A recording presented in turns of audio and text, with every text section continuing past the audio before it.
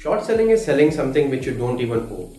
In stock market, one can make money not only when the prices go up, but can also make money when the prices fall down as well.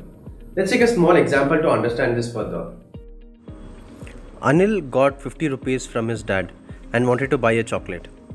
He went to a nearby shop and purchased Cadbury's chocolate, which is of rupees 50. Sunil, who is his best friend, borrows the chocolate from him and sells it off to a shopkeeper. After a few days, Cadbury company reduces the price of the same chocolate to rupees 30. Now, Sunil goes back to the shop, buys the same chocolate and gives it back to the Anil, and he makes a profit of rupees 20.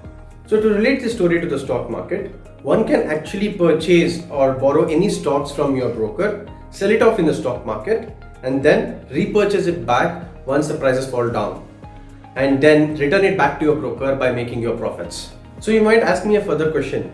Will shorting affect the bullish move of a stock? As a particular stock movement is derived by the number of sellers versus the number of buyers.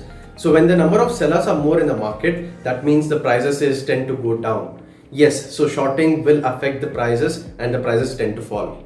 So with the complete explanation, so I'm pretty sure you might have got a basic understanding of what exactly is short selling. But to take this further, let us understand how can you short sell when you're actually trading live. Let us go through this live video and I'll show you how exactly to short. Okay, so this is how the shorting is done. So this is tradingview.com, and here Trading Minds has their own integrated software, and this software will help us to buy and sell at the right moment. Now the software is asking us to buy. I have chosen NMDC stock as suggested by the software. So you can see the sell signal here as well. Now what I do is I go back to my trading account, click on NMDC, and then I enter the quantity, and then I choose the market or limit, and then I sell it. Okay, so once I sell it, so you have to go back to the order book and check whether the trade has been executed. So once the trade is executed, go to the positions and then check whether your trade is in profit or in loss. So in case if it is in loss, wait for the right moment for it to bounce back. In market depth, you will be ready to see how many people are ready to buy back your share at what price. Okay, so you go back to the TradingView software and then you see what should be your stop loss, what should be your trailing stop loss, and you wait for the right moment to exit the trade.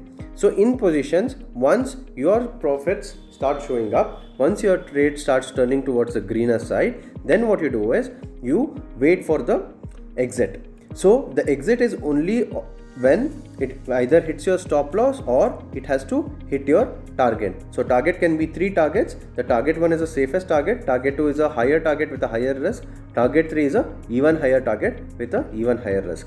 Now when I have to exit the trade, so what I do is I click on these 3 dots, click on exit, then I choose the same quantity and I choose whether it is a market or limit, and then I click on buy. Right? So this is how you execute the trade. So we are at the end of this video. I'm pretty sure that you understand what exactly is short trading. So with this video, you will be able to do the short trading on a day when the market is falling down, when the market is going downwards, not when the market is sideways or when the market is moving up. So you'll be able to do the maximum trade during these days. In case if you have any further doubts regarding the short trading, I request you to leave it in the comment section and I'll be able to answer all your queries. Do subscribe for our channel and click on this bell icon so that you will be notified whenever we release our next video. Thank you for watching.